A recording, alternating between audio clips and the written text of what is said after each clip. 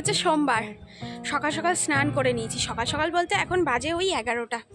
স্নান টান হয়ে গেছে, শাড়ি দুটো ছিল আর বেশ কিছু জামা কাপড়ও ছিল ধোয়ার।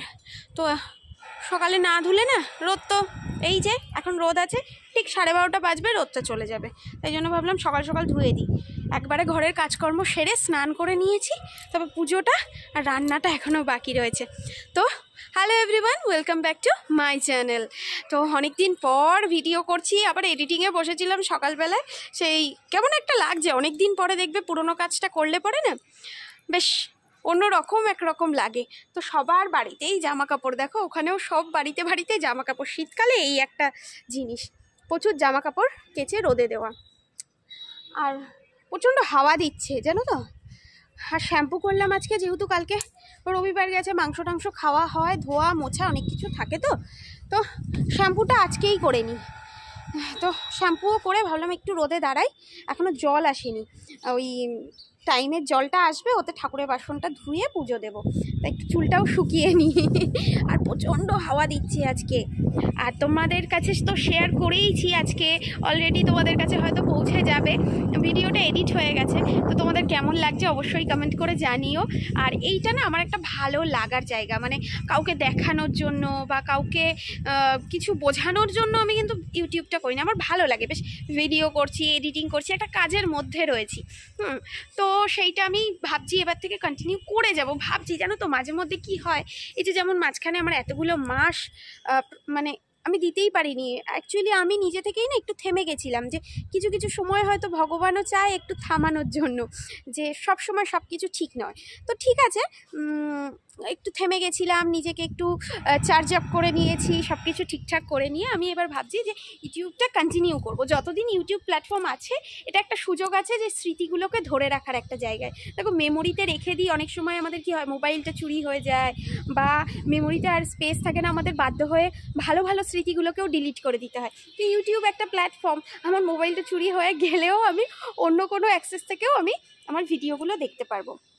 তো ভালো ভালো স্মৃতিগুলো বা খারাপ দিনগুলো আমি চেষ্টা করি আমার ডায়েরি, যেহেতু আমার চ্যানেলের নাম, তো ডায়েরির পাতায় সবসময় ভালো কিছু রাখার জন্য। তো সেটাই আমি চেষ্টা করব যে আমার ভালো ভালো স্মৃতিগুলো রাখার জন্য। আর আজকে হচ্ছে 23 তারিখ, মানে 25 তারিখ খুব তাড়াতাড়ি আসতে চলেছে, মানে স্পেশাল সবার জন্যই। তো আমরা বাঙালিরা তো সব উৎসবই চেষ্টা করি পালন করার জন্য, আর 25শে ডিসেম্বরটাও সবাই সবার নিজের মতন করে পালন করবে। তো একটু বসি, অনেক গল্প করে নিলাম তোমাদের সাথে। তো সকালবেলায় জানো তো আজকে টিফিন করেছি ওই হরলিক্স, আর কিছু খাইনি তেমন। হরলিক্স সাথে হচ্ছে হরলিক্স বিস্কুট, অনেকগুলো আর কি হরলিক্স বিস্কুট। তো ও সেটা খেয়েই বেরিয়েছে, তবে চলে আসবে 1:30 নাগাদ চলে আসবে। তো রান্নাবান্নাও করতে হবে, তো একটু হাঁটাচলা করি, চুলটা শুকিয়ে নিয়ে তারপর নিচে যাই। সবটা তোমাদের সাথে আজকের দিনটা শেয়ার করব।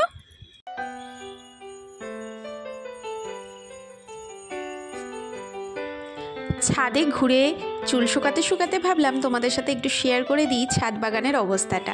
তো এখন তো শীতকাল, অনেক গাছই কমে গেছে আর ফুলও কমে গেছে গাছে, তো পাতা ঝরে যায় জানোই। তো জেঠিমার যত্নে কিন্তু তবুও অনেক গাছ রয়েছে। আর যারা তোমরা আগের ভিডিওগুলো দেখতে তারা তো জানো কত কত ফুল ছিল, আমি কত ফুল তুলেছি এখান থেকে, কত ভিডিও করেছি।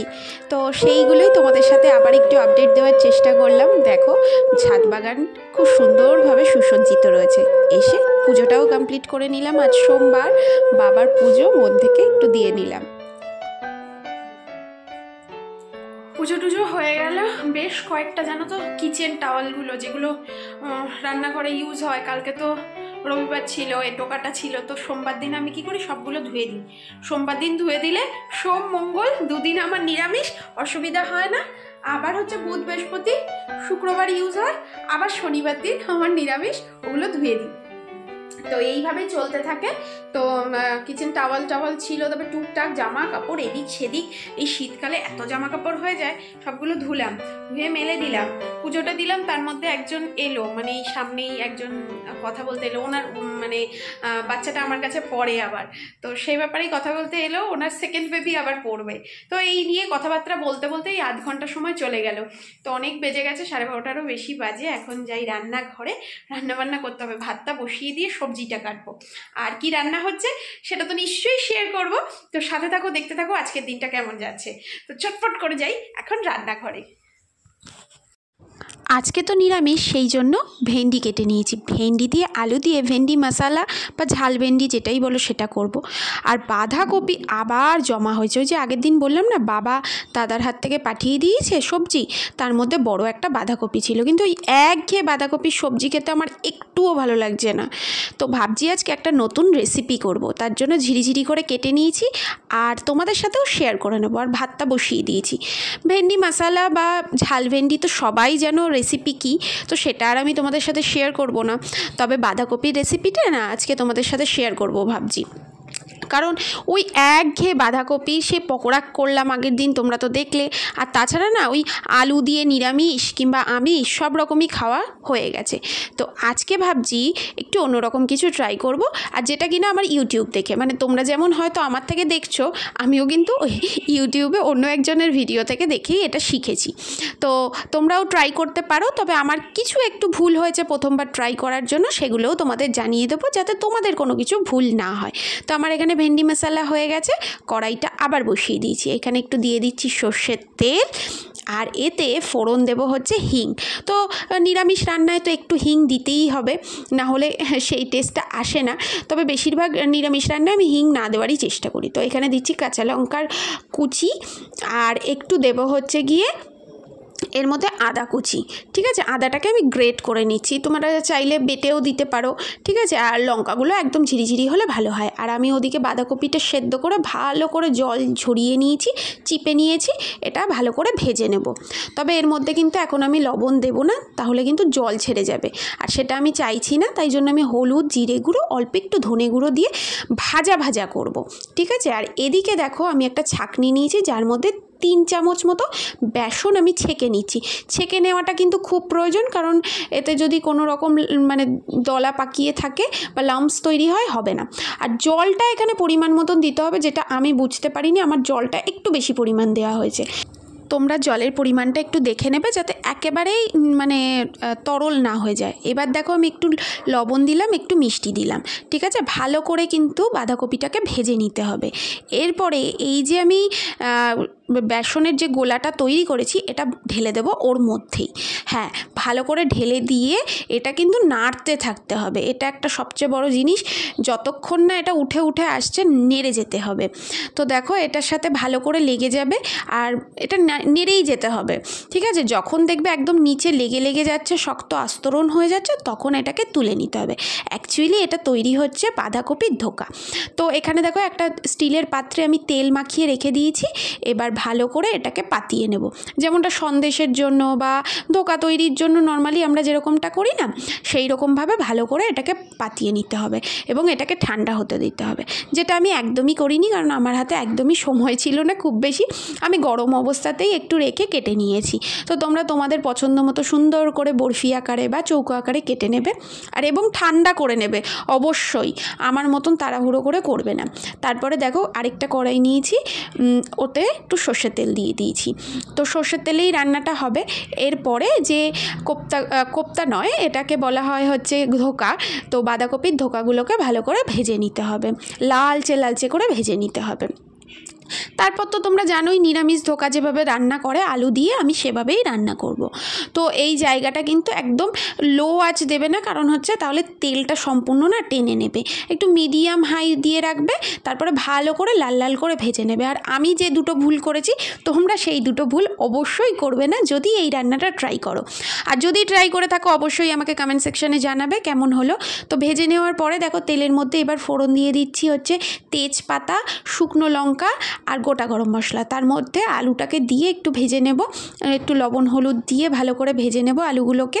তো আমি এখানে 4 টুকরো আলু নিয়েছিলাম, তা দেখলাম যে একটু কম হয়ে যাচ্ছে। আমি তারপরে কি করলাম, কেটে দিয়েছি। আলুগুলো বড় বড় ছিল, তো আমি কড়াইয়ের মধ্যেই খুন্তি দিয়ে কেটে দিয়েছি।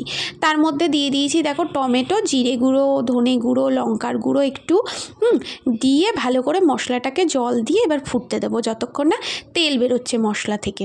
তো এটা ভালো করে কষিয়ে নেব, আর তার মধ্যেই কিন্তু আলুটাও একটু একটু সেদ্ধ হয়ে যাবে। আর তার পরে জল দিয়ে দিয়েছি। জল দেওয়ার পরে এখানে নুন মিষ্টি চেখে নিয়ে আলুটাকে সেদ্ধ করে আমি কাঁচা লঙ্কা দিয়ে দিয়েছি 2টো। তোমরা তোমাদের মতন ঝাল দিয়ে ফুটে উঠলে আলু সেদ্ধ হলে অবশ্যই এই ধোকাগুলোকে দিয়ে দেবে। নামানোর আগে একটু ঘি গরম মশলা দিয়ে নামিয়ে খেয়ে দেখতে পারো যে কেমন লাগে। খাওয়া দাওয়া সেরে বেশ দারুণ একটা ঘুম দিলাম। শীতের ঘুম মানে তো বুঝতেই পারছো, ঘুম থেকে উঠতেই ইচ্ছা করছিল না। যাই হোক, আমি এখন চেঞ্জ করলাম, সন্ধে দেব। আর ও হচ্ছে রান্নাঘরে, এখন ও চা করবে।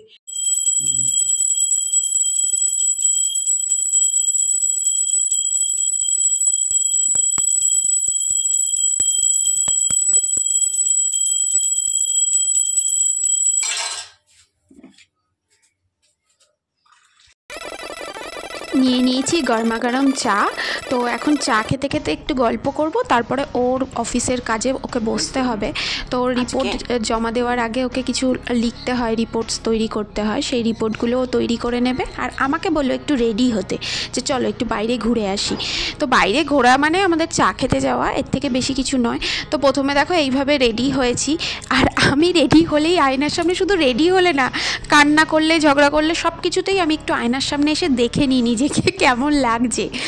তো সেলফ অবসেসড বলতেই পারো। তো এত সুন্দরভাবে রেডি হওয়ার পরে তো বাইরে তো ঠান্ডা, এভাবে তো যাওয়া যাবে না, তাই নিয়ে নিলাম সোয়েটারটা। তো দেখো, এটা ফুলাতা জামাই পরেছিলাম, খুব একটা ঠান্ডা লাগছিল না, তবুও বাইরে গেলে ঠান্ডা তো লাগবে, আর বাইকে যাব, হাওয়াটা দেবে, তার জন্য সোয়েটারটা পরে নিলাম। তো তোমরা আমাকে জানিও আগেরটাই ভালো লাগছিল না সোয়েটার পরে বেশি ভালো লাগছে। তো ও তো আমাকে বলছে সোয়েটার পরার পরেই তোমাকে বেশি ভালো লাগছে।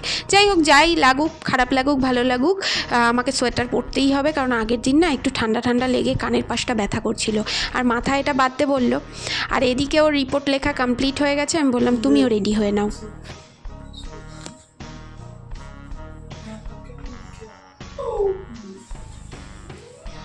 जिंदगी एक सफर है सुहाना।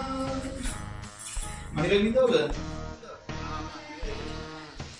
আর এই দাদার দোকানে চা খেতে তো আসতেই হবে, মানে আড্ডা মারতে আসি কিছু খাই না খাই, এই দাদার দোকানে এসে তো গল্প করতেই হবে। দাদার সাথে ওর যেমন বন্ধুত্ব, দিদির সাথে আমার বন্ধুত্ব। দিদি আজকে নেই, তো ওখান থেকে ও চা খেলো, আমি আর চা খাইনি, খেলাম ফুচকা। কারণ চা খেলে আর ফুচকা খেতে পারবো না, অ্যাসিডিটি হয়ে যাবে, তাই জন্য। আর ওকে একটা ফুচকা খাইয়ে দিলাম। আর আসার সময় নিয়ে এসেছি দাদার দোকান থেকে কেক, কালকের ব্রেকফাস্টের জন্য।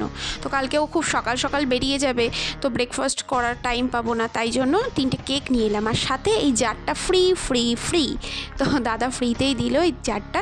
আর কেকগুলোও খুব সুন্দর খেতে।